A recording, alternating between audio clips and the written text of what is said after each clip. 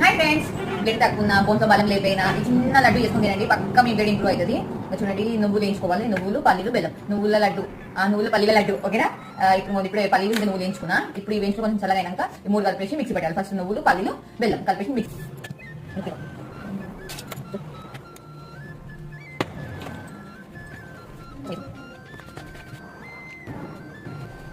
ఏం కావాలి? లడ్డు కావాలా? లడ్డు కావాలా?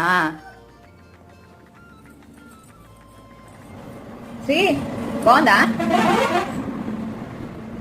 చూడండి, మన లడ్డు రెడీ అయిపోయాయి. చూడండి, ఈ కప్తో తీసుకున్నాను నేను మెజర్మెంట్స్. 35 లడ్డూస్ అయ్యాయి నాకు. చూడండి, డైలీ ఒక 2 లడ్డూస్ తినండి.